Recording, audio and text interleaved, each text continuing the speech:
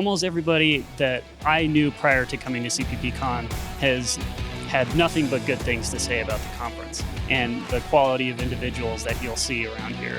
Just try and take the plunge one year. You'll learn something 100% guaranteed.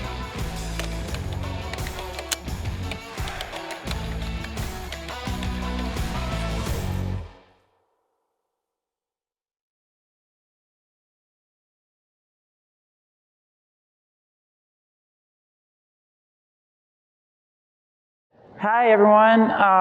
Welcome to the last day of the conference. You've made it, almost.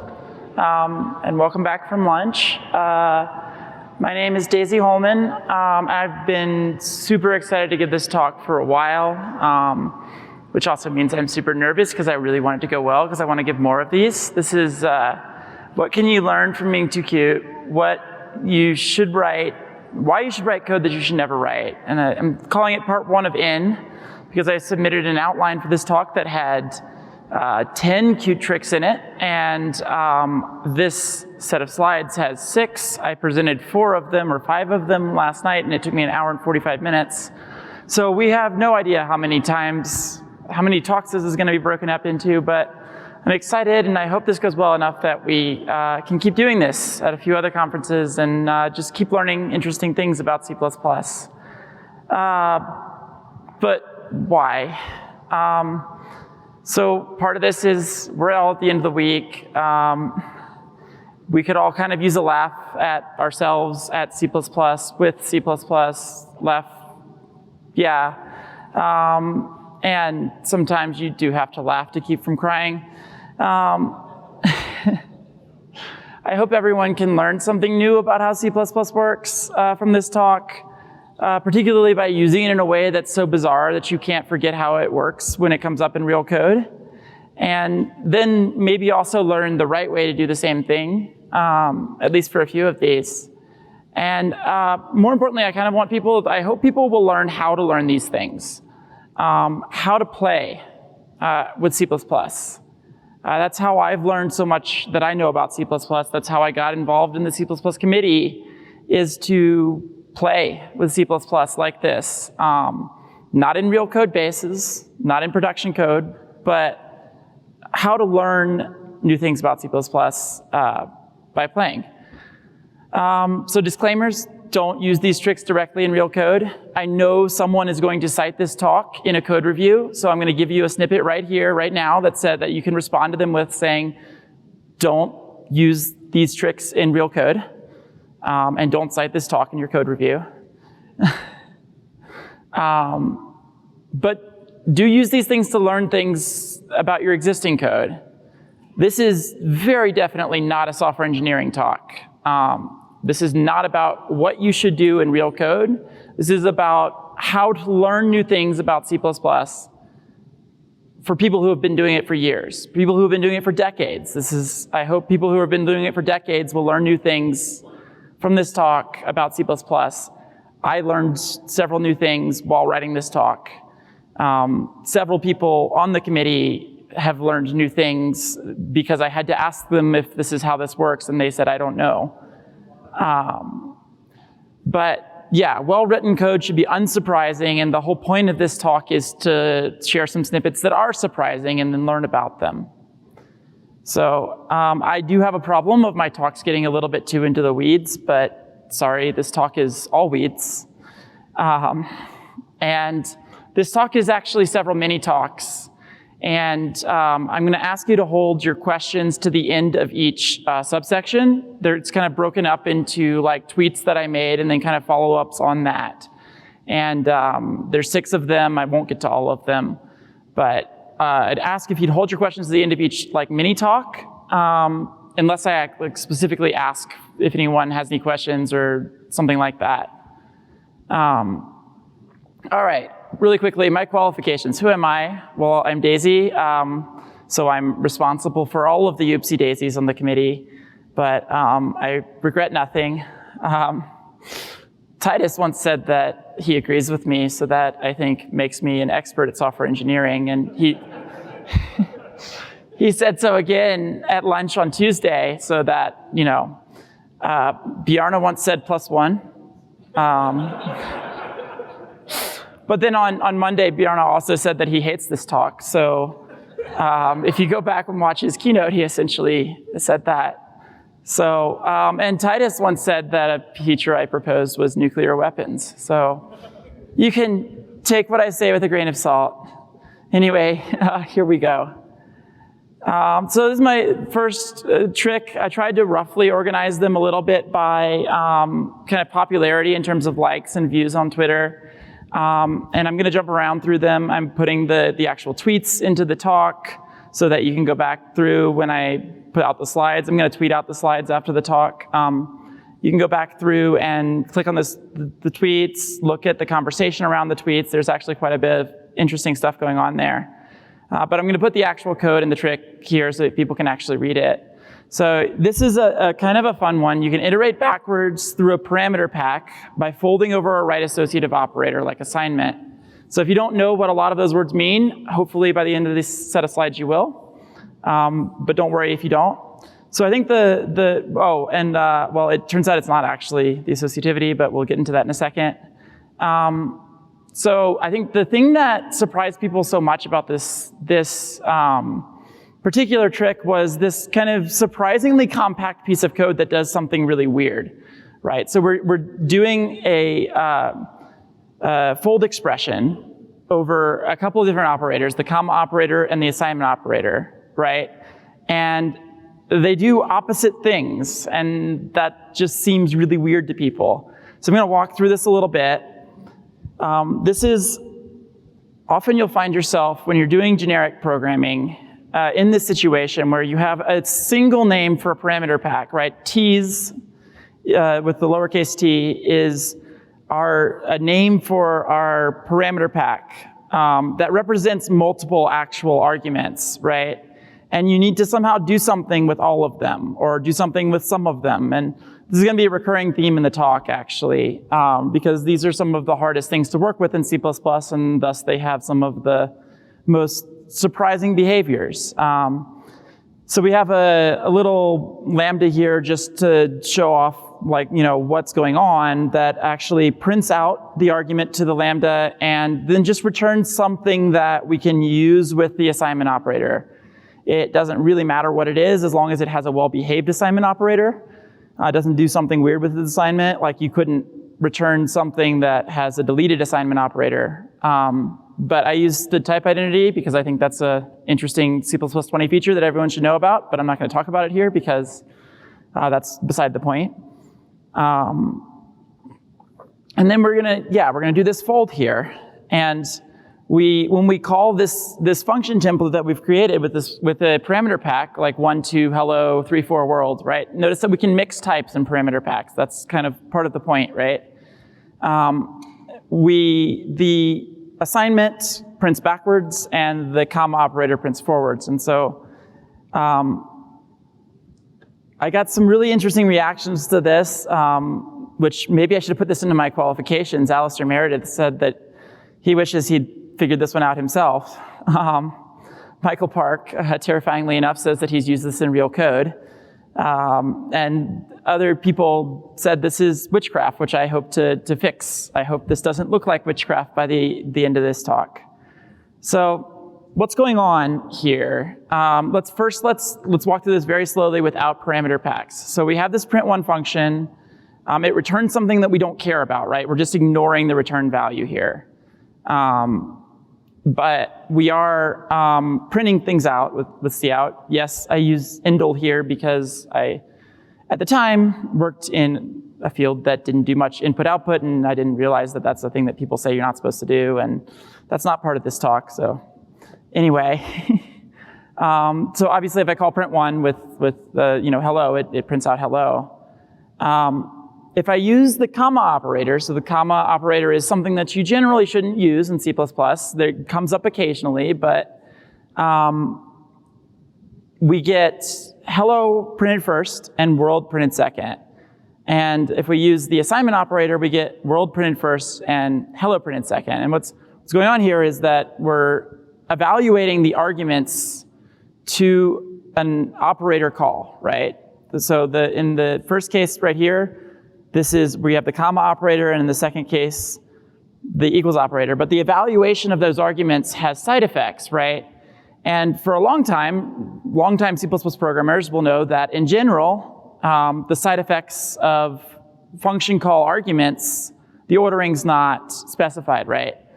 I got a very interesting reaction from Sylvester Hesp. And if you're here or you see this, thank you for this reaction. It actually made me dig into this a lot more. I appreciate it. They say that operator associativity doesn't apply here. The type of the fold expression actually determines where the parentheses go. And that's actually a really good point. But it turns out that I was lucky enough to be wrong, but kind of right. And that the associativity of operators, we've mostly fixed C++ to the point where the associativity of operators indicates the order in which its arguments are evaluated. So I'm going to go back over that in a second if you didn't catch it the first time. But if you did, then they also point out that, well, except for the ternary operator, which does evaluate the other way, even though it associates right to left. So operator order of evaluation. If you're not familiar with the term associativity, this will help hopefully give you some idea of what's going on.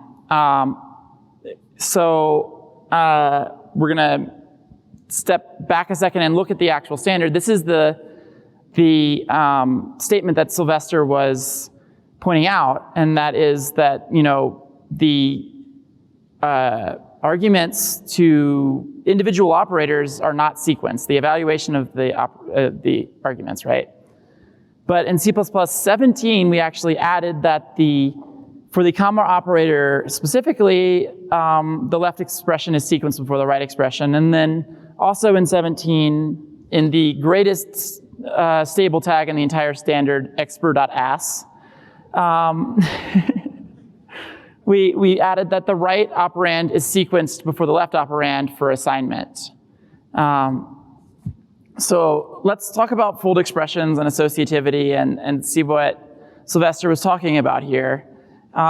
So if I have a parameter pack, so I'm just using these lambdas here as a way of like conjuring up a parameter pack, right, that you can see exactly what's going on. And I expand with the dots on the right. That's equivalent to grouping parentheses from right to left, right? So it's called right associativity, or a right fold. And you can remember that because the ... being on the right side means that there's more parentheses on the right side. And so these two are equivalent and actually have equivalent outputs here. If I do a left fold, put the ... on the left-hand side, right, that's equivalent to grouping the parentheses on the left side as you unpack the expression, right? And so you can remember that by the ... being on the left-hand side means that there's more parentheses on the left-hand side. But in this case, we actually get the same output for all of these. And that's because the associativity, as Sylvester pointed out, is not the actual reason why the output is this way, right? There's more going on here. If we do the same thing with the comma operator, we get the same result backwards, right? We get the 1 and then the 2 and then the 3. And so I thought I'd put that in here for completeness. Let's dive a little bit deeper into order of evaluation and see if we can understand what's really going on here and what the difference here between associativity itself and the mnemonic that right associative operators evaluate right to left. So here we have this, this is, by the way, a good way to learn anything you want to learn about C++. If something's happening that you don't know what's happening, go into the customization point that's being called, whatever it is, whether it's the operator or a coroutine or whatever, and just start printing things out and see what happens. Debuggers are also quite useful, but debuggers don't do very well at stepping through code that's not there. So anyway, we have essentially the same thing, except for instead of printing out just random strings, we're going to print out this, we're going to return this blabbermouth class that it has a special assignment operator that prints out the data member name that's associated with it, and then assigns the data member name to be a new string that says, where it came from, right? And then we're going to just do the same thing we did before. This is a write fold on print1, right?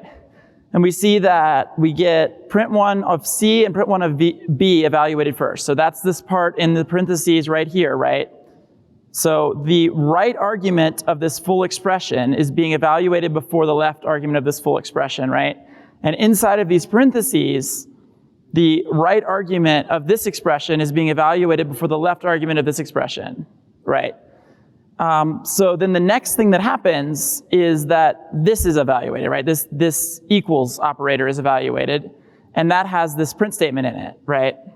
And then after that, we actually evaluate the left-hand side of this full expression, right?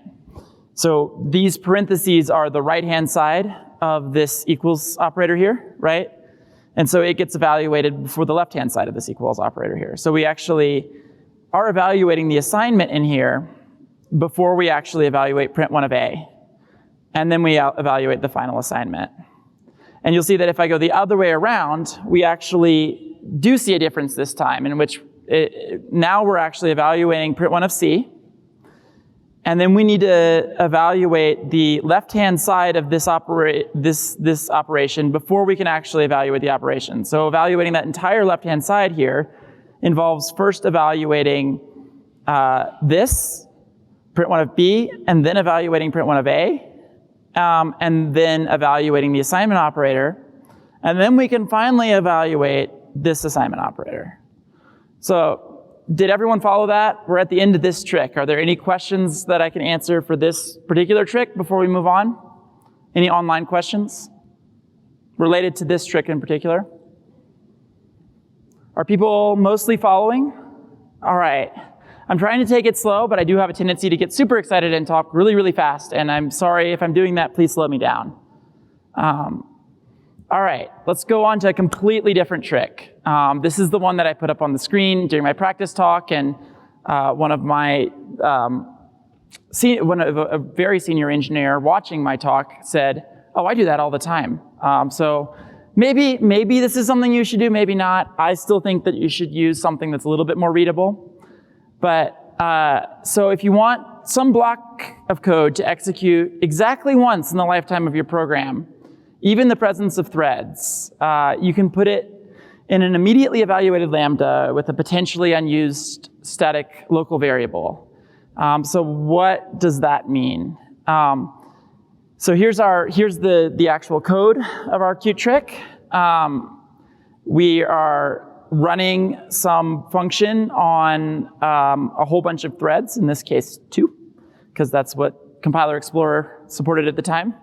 But you gets the point across, and then we're joining those threads. And inside that function, all we're doing is assigning to a static block scope variable or static local variable a lambda that is evaluated and returns a value that we don't actually care about, right? So this is actually pretty easy to figure out what to do in this situation where you want to run something exactly once and it returns a value that you care about. But if it's a value you don't actually care, like if it's something that you want to run exactly once and it doesn't return anything, then people all of a sudden forget that you can also do this. And this is because it's in the initializer of a static local variable. And I'm going to go through exactly why and where the standard guarantees that in a minute. But first let's walk through some even more simplified version of this. Let's walk through the assembly and see what's actually happened here. So I'm going to take this into a form that I can actually kind of walk through it a little bit more, but it's the same thing as the previous slide from Compiler Explorer. So in this version, we're actually only going to, instead of printing something out, because that would generate a whole bunch more instructions, we're just going to increment some global variable, because that's like something that's easy for us to pick out in the assembly, right? So what the first thing the compiler generates is this it's loading a byte pointer to a guard variable for foo unused, which is this variable. So what do we mean there? So the compiler has actually generated a guard variable for this, right? That says if this thing is, it's a mutex, it's a protector around this thing, right? That it can only get executed, so that it only gets executed once. We're checking that variable, we're checking that guard variable. And if it's already been set, if it has not already been set, we're going to jump to this block of code that calls the initializer and sets this guard. And otherwise, we're just going to go ahead and return, right? Because there's like actually nothing between lines 6 and 7. So here we can see the compiler's actually generated the code to load the guard variable and call this internal function called CXA_guard acquire. Now I won't talk through what exactly that does, but it basically ensures that the guard variable has been acquired, right? And then we're going to test whether we successfully acquired the variable. And if we didn't, that means somebody else executed this before us, right? And then finally, we have in here, we have our code to actually increment the global variable. And then we call CXA_guard release with this guard variable, right? And return via tail call, basically.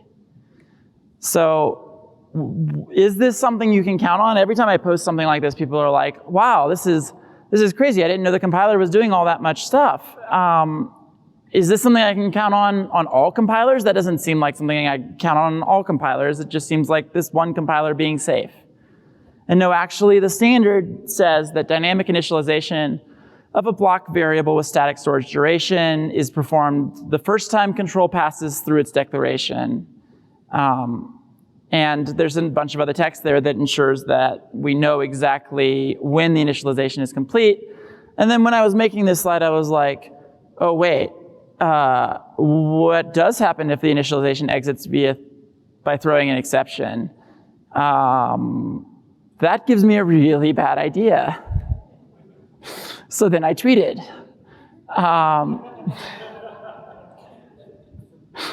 If you want some block of code to execute exactly n times in the lifetime of your program, you can use the same trick. But the first n-1 times, you can exit via an exception. And so that's this code. So we have, right here, we have exactly the same trick as last time, right? This is basically the code from the trick last time. We're just going to add a little bit to it, and we're going to, so we're going to catch this like custom exception type. It doesn't necessarily have to be a custom exception type, but if you want to be, absolutely careful about the code that you should never write, then that's one way to do it. And we're gonna initialize a static block local variable that's local to the actual initializer of unused, right? That's count. And we can, because we're between these opening and closing curly braces of this immediately evaluated lambda, we know we're executing exclusively, so we don't have to do anything with atomics or atomic increments, or there's a tiny, tiny asterisk on we don't have to there, but I'm not going to get into that. It may be a defect in the standard. Anyway, but we're going to just increment our count. And if we haven't run the number of times we want to run, we're just going to exit of this initializer via an exception so that we know that the next thread that reaches this will try and initialize things again. And so if we run this with, 2 threads that are calling foo 100 times, we see that we still only get the output 3 times, right? So it's to execute thrice. But we could also make exclusive execution because there's, no other really good way to make mutually exclusive execution in the standard library. Thank you for the 2 people who laughed. And instead of counting, if we just always exit via an exception, then we know that this function is always going to be called exclusively, and there's not going to be any race conditions, right? We're incrementing a counter here, and normally we'd have to do that with atomics, but because we're calling it from within this static initializer, we know that it's going to be called exclusively, right? And we don't have, and if we run this, we get, no race conditions, which is pretty nice. So what should you actually do if you want to do these things in real code? So I think many of you will know this, but not everyone. And so this is trying to target a bunch of different levels here. The name of the function that you use if you want to call something once in the lifetime of a program is std call once, which is a pretty good naming when. We don't actually have to return true here. I just left that in to so that you could see that it's the same function that we were doing before. And if we want exclusive execution, we have a thing called a mutex, which gives you mutually exclusive execution. I made a joke about it that 3 people laughed at, so foreshadowing. And you get exactly the same semantics as the trick that I showed before. And these two are really the things you should be using in production code if you want these same semantics.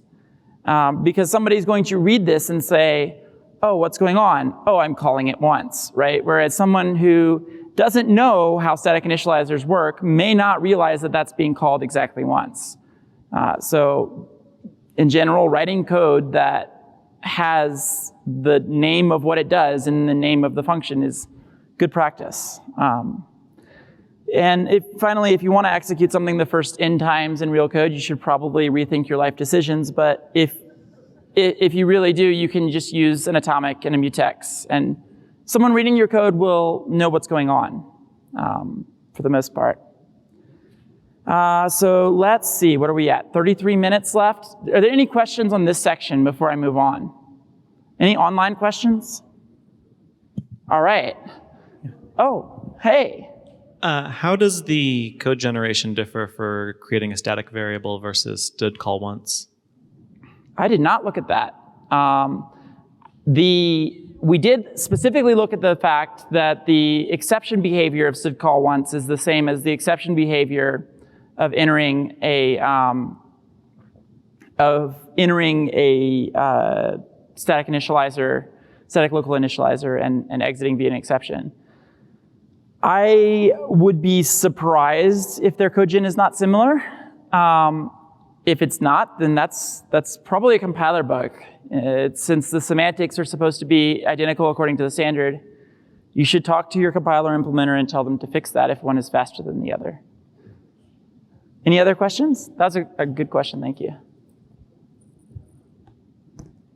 So since the variable is static, I was wondering if it's actually once per compilation unit, or if it's really once per program, and if making it inline would fix that.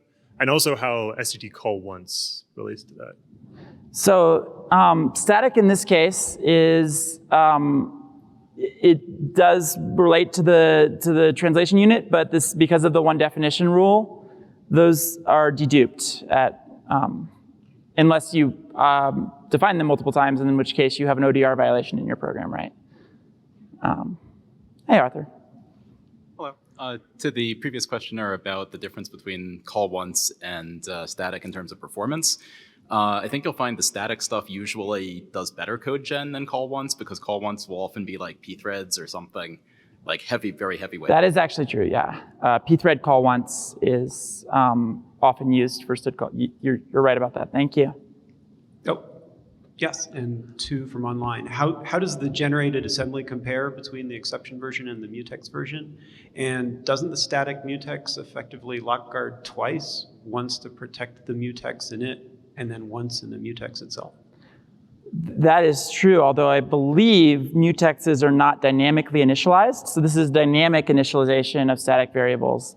Somebody can correct me if I'm wrong on that, but I think it's a quality of, okay, but mutexes should be statically initialized, which means they don't need to be protected. But that is a quality of implementation issue. Are static initializers guaranteed? Just like, is that a property of static initializers that they're guaranteed to be run exclusively and like not interrupted? Yes. Okay.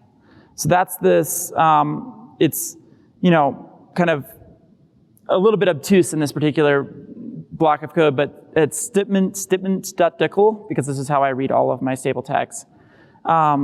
We see that anything that is a dynamic initializer, anything that has effects that are noticeable at runtime, will be performed the first time control passes through the declaration, right? So the actual mechanism for doing that isn't specified.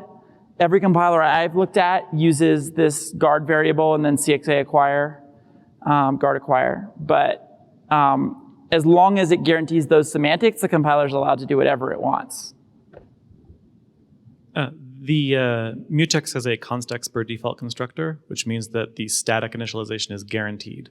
That is good. I did not realize that. I don't know, really didn't realize when we const expert all the mutexes, but that must have been in 17 or 20. Mutex is not the first thing I would have had on my list to const expert, so well done, WG21. All right, I'm gonna skip, oops, that's not what I wanted to do. I'm going to skip to trick number 5 and then come back to 3 and 4 because of where we are in time. But this one kind of stands alone and 3 and 4 kind of go together, and I don't wanna. So this is deduction guides for aggregates, and this was quite the adventure. Thanks to everyone watching who went on this adventure with me over the past few weeks. I learned quite a bit about the standard. The standards committee learned a little bit about the standard. We're filing a defect report. So the original cute trick was C++17 deduction guides can be used with class template argument deduction to make it easier than ever to use the rule of 0 for constructors, even for classes with relatively specific template parameters to deduce. So this is a simpler version of that, and I'll show you the more general version of that with like some more complicated version. But if we have this class template foo, right, that has data members that are dependent on its template parameters, right? We can add this thing on lines, oh, I don't have highlights here, okay.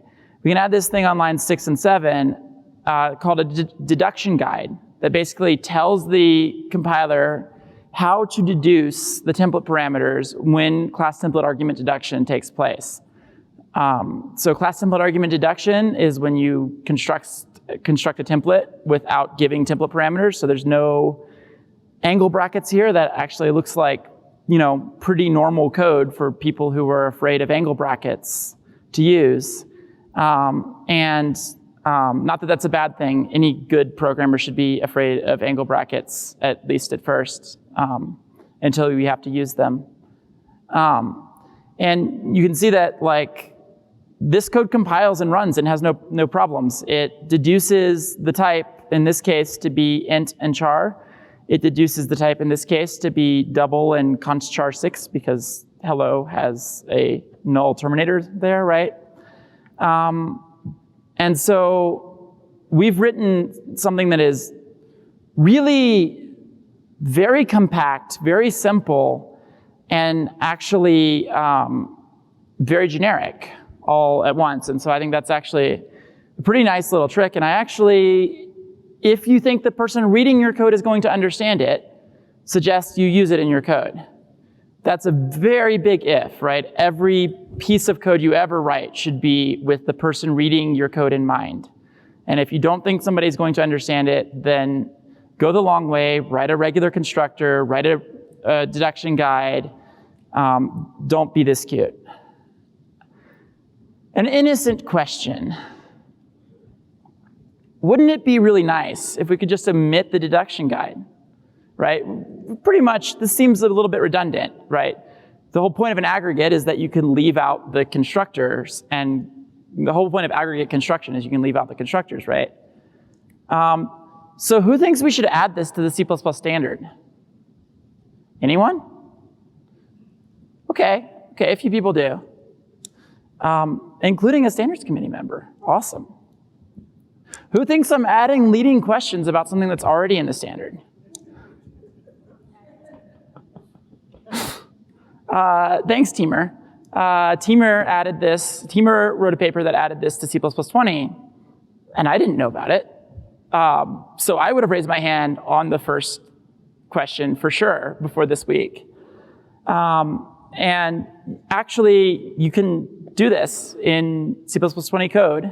You can just leave this line 6 through 8 out, and everything will still work. You get the expected behavior for class template argument deduction. You don't need any angle brackets down here. Yeah,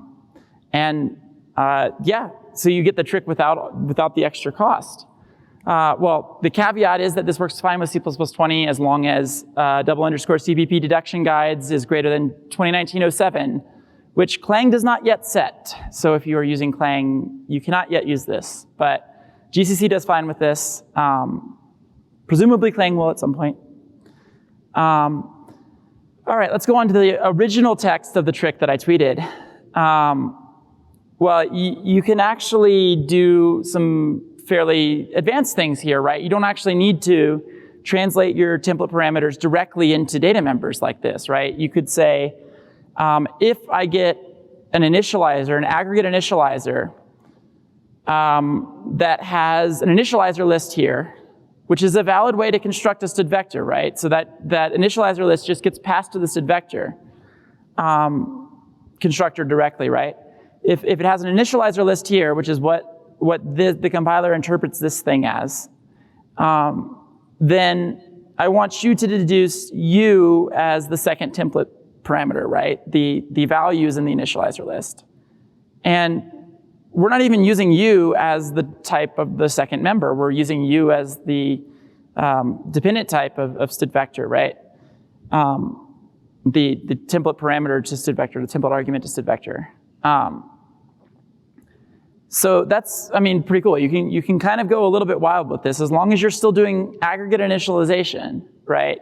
You can deduce pretty much any template parameters you want to with CTAD, which I think is pretty cool. And you still have this clean design where you don't have any constructors that you have to write yourself. You don't have to do anything that makes this not an aggregate anymore.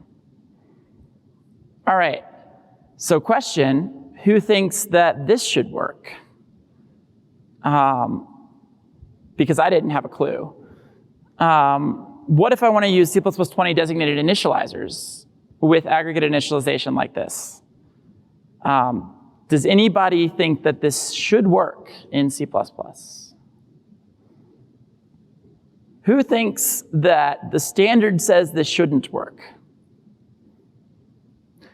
Who thinks that this is a defect in the standard and the standard's not clear enough? Oh, Teamer thinks that. Oh, wow. Yeah, so this fails to compile in Clang. So my first pass at writing this slide said, well, but Clang doesn't set CPP deduction guides to greater than 2019-07, so it's okay. Both compilers, both of those front ends are compliant. Both GCC and Clang are compliant on this. But yeah, this was another committee oopsie daisy. And this is guaranteed to work by C++20. There's language in there. I'm not going to go through it because I'm a little bit short on time and I want to get to what's actually my favorite part of the talk, which I put at the end so that I, wouldn't spend the entire time on it. And this bit of wording says that if there are no deduction guides, then a whole bunch of other stuff, and then basically treat an initializer list or a designated initializer list the same with respect to CTAD. But there's no actual wording that says if we have deduction guides, which deduction guides basically add to the set of overloads more or less, and the compiler performs overloaded resolution. It's not exactly like that, but that's one way you can think about it. And the standard doesn't say what happens with respect to overload resolution if the arguments are designated initializers because, well, usually arguments are not designated initializers. That's only for aggregates. Okay, so once we clarify this, should this work with deduction guides or not? Probably or not. The short version, and this is like literally the past 2 days, back and forth emails with some committee members over this. Basically, overload resolution is hard, and incorporating designated initializers might actually make it impossible, or very close to it. But this is ongoing work as of this morning, even. There's 2 emails in this thread that I have yet to read even, so maybe this has entirely changed in the past 30 minutes. Okay, let's go to talk more about parameter packs, because we started with that, and I'm gonna jump into this trick here of enumerating a parameter pack. So before we jump in too much, the quote from Eric Niebler, parameter packs are the compile time data structures of choice. As of C++11, C++ has language support for lists of types, and we would be foolish to work with anything else. So this is actually more in reference to older metaprogramming libraries that constructed lists of types recursively. And now we can just do this with parameter packs directly. So if you want to do any kind of metaprogramming at all, and a fair amount of just non-metaprogramming regular use of templates, knowing how to work with parameter packs is incredibly valuable. And I think I've already kind of driven that home in one of the tricks, but let's start with something that should be relatively easier, I would have thought. Iterating over or enumerating or indexing into parameter packs is perhaps one of the most difficult tasks. The greatest discrepancy between how difficult it should be and how difficult it actually is. C++ makes this a lot easier.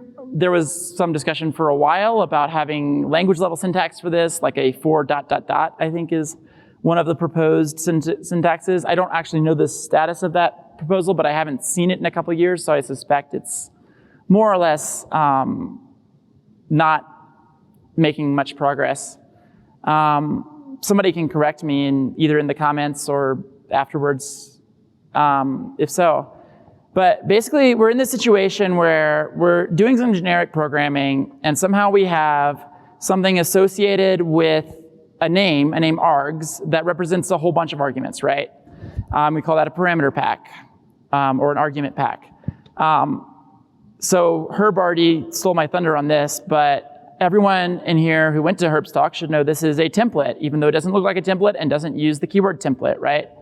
Because in C++20, we have auto, which we can use as an unconstrained short concept syntax. And that is effectively the same as if I had an unconstrained template parameter there, right? I just don't have a name for it, right? It is an anonymously named template parameter, right? But I do have a name for the argument, which is what I care about here. So here's how, in this example, we're using this. We're passing it a function, and then we're passing it a whole bunch of arguments and having it walk through each one of them and print out the index in the pack and the value, right? Just something very simple. And the thing that made this way easier in C++ 20 is that now you can give explicit template parameters to lambdas. And I think I'm going to walk through this like 3 or 4 times, if possible. I have 16 minutes left. Woohoo! How much time am I supposed to leave for questions? Okay, so I can talk until the end of the 16 minutes. Awesome. Sorry for not being on top of what I'm supposed to probably already know. So in this example here, in this case here, right, we are giving explicit template parameters to a lambda, and then giving a parameter expression that the compiler then does pattern matching on in order to say what is the thing that should be associated with this parameter pack, right? So we're trying to create, really, 2 parameter packs, one named args and one named idxs, that we can simultaneously expand so that we get them expanding in parallel, right? We get an index and an argument, and we're calling the function with both of them, right? So we need a way to come up with a name, to generate a pack that has a name in the same scope as we have the scope args. And to do that, we use this std make index sequence, right? Std make index sequence will make a sequence that is this long, right? It's basically making an index sequence object. It's a little more complicated than that because index sequence is a alias template that aliases to integer sequence, but it's essentially what it looks like here, right? It's going to create an object of type index sequence, right, that has template parameters that are 0, 1, 2, 3, 4, ... up to the size, the number given here, right? And so we're constructing that, and we're passing that in to this lambda, right? And then the lambda is pattern matching when it does overload set, when it does overload resolution, and finding that if I give this parameter pack the name IDXS, make that be the thing that represents 0, 1, 2, 3, 4, whatever, right? Then this is a valid overload, and so the compiler does that, right? So did people catch that the first time through, or should I go and try this one more time? Once more, okay. So the goal of this is to create a parameter pack with a name that we can use in the same scope as this parameter pack args, right? So std make index sequence is a way to create an object or create an instance of the index sequence type that has as its template arguments the sequence of integers, non-type template parameters, integers 0, 1, 2, ... right? Up to the number given here. So the number given here is size of ... args, and that's the size of ... operator is a way of seeing the size of a parameter pack, which is, of the things to do with parameter packs, surprisingly easy. We just stuck it in the language. I don't know why we didn't stick more things in the language. That would have made sense, but we tried to do everything with the library, and this is where we're at. And I say we there the whole time because I was part of the committee for a lot of this, and it's just the way we work. And so now we're gonna instantiate an object here. We're going to call this lambda, and the overload resolution that the compiler does when it's trying to see if you can call this lambda will match against this pattern here and say that if I make this symbol represent the parameter pack of non-type template parameters here, then this object can be used as the argument to this function call, right? The compiler is doing some very basic pattern matching in order to do this, and we are now allowed to name one of those patterns as of C++20. In C++17 and earlier, you had to do this in a separate function, and it made the code a lot less readable because it's jumping all over the place, right? And so inside of here, all we do is fold over the comma operator, right? So we did a fold over the comma operator earlier, remember, and that always evaluates from left to right. And so we're doing the same thing here, except for instead we're calling the users function, and we're expanding over two parameter packs, right? Or two different packs, right? And the rule when you're expanding over multiple packs is that they have to be the same length, otherwise it won't compile. But we've guaranteed that they're the same length in this example, right? By saying that the size of args should be the size of the generated parameter pack here, right? And so what'll happen is they'll just get expanded exactly, hopefully this is what'll happen here is exactly what you would guess would happen. If you would guess something else, then that's on us. And we need to figure out a better way to explain this. But if you had to guess, what was gonna happen here, I think most of us would guess that both parameter packs would get expanded in the same way, right? Certainly that was my first guess when I first saw this.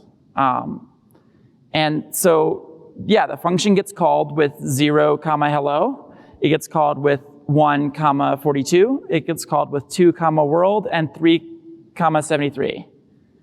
So did people mostly follow that? That is a It's going to be important to the next few slides. That's the trick that we use, that's the base trick that we use for pretty much everything in the rest of this talk that I'm going to talk about because I only have 10 minutes left. That's the base trick that we use to interact with parameter packs in interesting and novel ways. All right, so let's look at another thing we could do with that exact same trick, essentially. We can index into a parameter pack. This is something that should be way easier. We should have just used square brackets. I don't know why we didn't just use square brackets. But we didn't. So this is, we have a size of operator but to get the size of a parameter pack, but we don't have a way to get a specific element of a parameter pack. And so we have to do something like this. We have to, here's one way of doing this. Oh, by the way, Louis Dion has one of my favorite recreational C++ blog posts I've ever read. If you're at all interested in this in more detail, read this blog post. It's absolutely fantastic. It's exactly how we should be thinking about metaprogramming. I hope going forward more people will write examinations of metaprogramming techniques that do this much and this thorough of an investigation, particularly involving benchmarking. I think more people need to do benchmarking of their metaprograms. Anyway, so we're doing the same thing, right? This is the same thing from the last slide. But instead of expanding over the comma operator and wanting to call each thing for each index, we're just going to call it, we just want something that calls a function for a particular index. Well, this is, once you know that trick, this is actually much more straightforward than you might think. We can just, instead of evaluating the user's function, we can evaluate a function like this that says, well, if const expr, we want to use if const expr here because we don't want to generate overloads to the user's function that may not be valid, right? If const expr idxs equals I, right? So we're just using this parameter pack in its pre-expanded form, and then when it gets expanded, it's going to get substituted into this expression here, right? We're using this parameter pack alongside a template parameter up here, and alongside an argument pack to the function, right? So we have, and when we expand this over the comma operator, we get the evaluation of this function for, because it's an immediately evaluated lambda here, right? We've evaluated it. We get the evaluation of this function for each entry in the parameter packs that are involved. Again, they have to be the same length, right? If you try and put two different parameter packs in here that are of different lengths, and then we put a ... the compiler will complain. But this is, hopefully, you can see this is not all that different from the previous trick, right? And it all goes back to this, right? This being able to deduce, to pattern match this ... here to get a name for the indices. So I have one more, I have one more that is more along the lines of parameter packs, and I have about 6 minutes, but I think this one is beautiful and cute, and I might go through this one a little bit faster so that the people who have maybe seen the previous stuff and are familiar with this will see something new and interesting. I thought this was fantastic. I was immediately,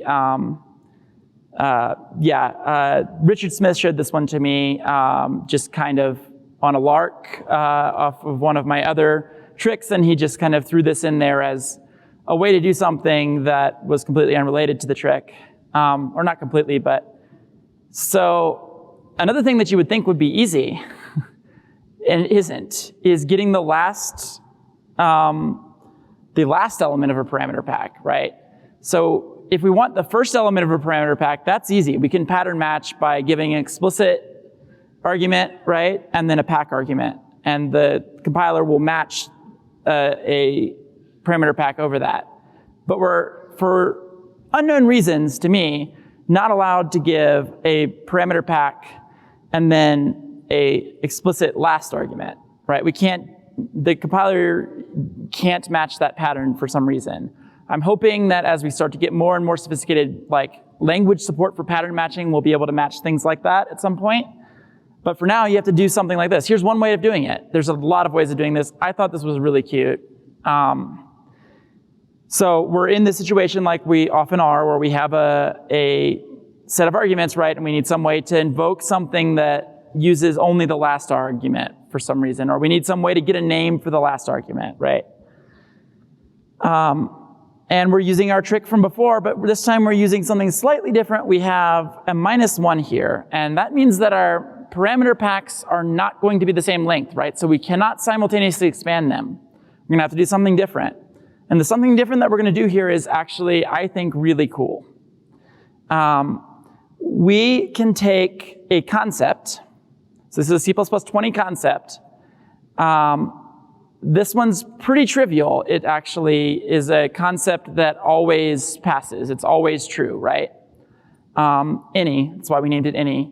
But it also takes this second template parameter that is a size and just ignores it, right? And you're like, well, why would you even write that? Well, we can expand a parameter pack in a set of in parameters itself, if we have that pack in scope, right? If we have that pack in scope, and if it is a constant evaluated pack. If it is a constant expression, somebody's gonna give me the right term for that afterwards, maybe down in the comments on YouTube. Anyway, we have IDXS, it's always been part of a template here, right?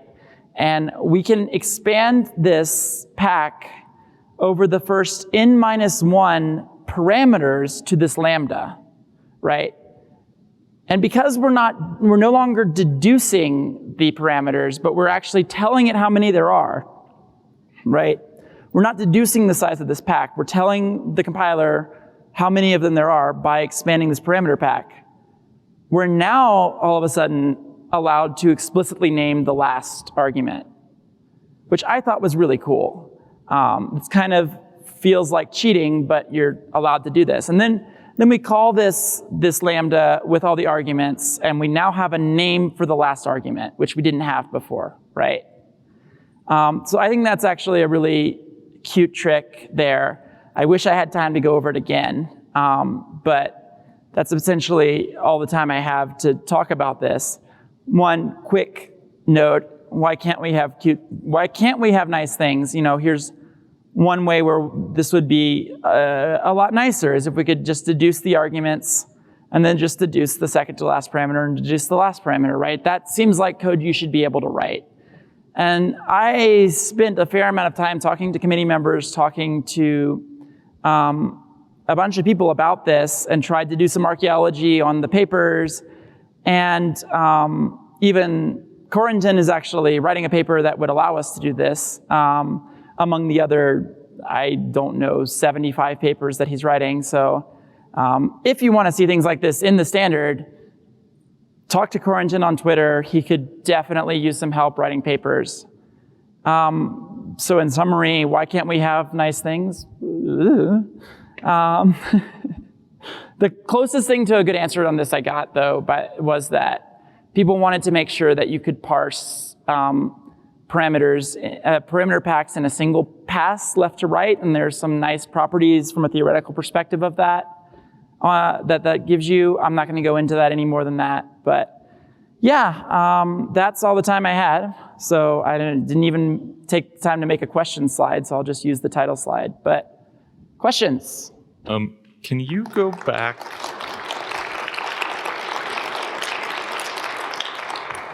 It's okay, Matt. I know you don't want people to clap for me, but. Clearly. Can you go back to the arbitrary index of a parameter pack slide? Maybe. Arbitrary index of a parameter pack slide. That is trick 3 slide, this one. Can you use size of ... to get the last element out of the parameter pack there without the extra jumping? The size of ... to get the last element where you're doing the const expr IDX is equals I, what if Yeah. you did So this is a different version of the same trick, right? Yeah, you could always get, anytime you can arbitrarily index into a pack, you could get the last one. And actually you can vice versa, right? You can use what I will, I guess, call Richard's trick to get, you can use this to index into a parameter pack just by changing this from -1 to like -4 or -3 or -n, right? And then having an arbitrary deduced parameter pack at the end here, right? So you can have this expanded parameter pack that's explicit, and then you can have a deduced parameter pack at the end, and you can get a name for an arbitrary spot in the pack. So both could do both. That's monstrous. I love it. I was just wondering if you've compared the compile time performance characteristics of this approach and the arbitrary index approach. It's garbage. Both of them? Yeah, everything I've shown you in this slide is garbage from a compile time perspective. If you want to do fast template metaprogramming at compile time, ask someone like Louis Dion, ask Odin. I've done some of this in my MD-span implementation. It's not nearly as cute as this. It's actually pretty boring. You end up expanding things out by hand to a certain number of times that the compiler stops putting them in one data structure and starts putting them in another data structure. And you can do different amounts for each compiler, and you can get arbitrarily fast compile time. You can speed up your compile times a lot by using some of these tricks.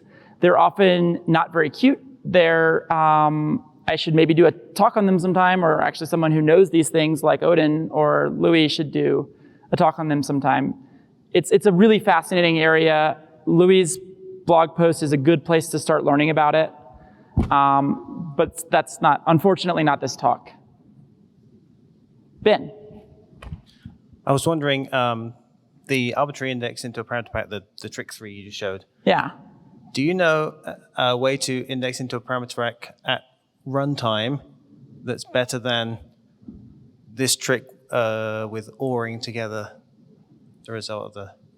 At runtime? It was the if const expr slide. It wasn't this slide. Sorry. Oh, I'm sorry, this one. Yeah. Yeah, so... At runtime. If apply to index doesn't take 2 as its template arg, but as a runtime arg, then you can do a similar trick with returning either false or true from the inside lambda and doing a fold expression over OR. Yeah, you can do this. You know a better way than that, is my question. So it depends on your constraints, right? There are several better ways to do this.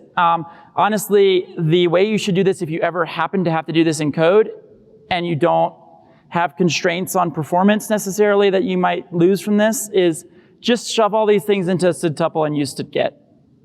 But the constraint on runtime is, can you generate the callback safely with all of the types that would be taken, right? Or do you need to only generate the overload for that? If you have all of the same type, if you know they're all going to be the same type, and there are reasons why you would have a parameter pack where you know they're all going to be the same type or convertible to the same type, just use a std array and then runtime index into that. There are a number of other tricks. I don't know one that has these exact constraints on it that works at runtime. Thank you very much. This was an awesome presentation. Oh, thanks. Your last slide about your wishful thinking, where we could just put in what the last parameter was. One of the nice things that would do is with std source location, the way you're supposed to use it is put the last pack equals current. Oh, that's a really good point. And then so with stuff like format or any variadic function, you can't have a source location, which would be potentially useful. Yeah, this is a very good point. Thank you. Yeah, this is more motivation for everyone in this room to go and message Corentin and say, I want to help with your paper, and not just by contributing something that says I want this. I want to actually write implementations. I want to write wording. This is how the committee works. People ask someone else if they want help, and you go write a paper. So everyone in this room can do that. I might be misremembering this, but I think this source location use case is literally the motivation for Corentin's paper. Woohoo! I remember I was seeing it in there, just as a comment. Synergy. I planned that. Talk Questions online? Well, we're out of time. We're out of time. Woohoo! Perfect timing. Thank you.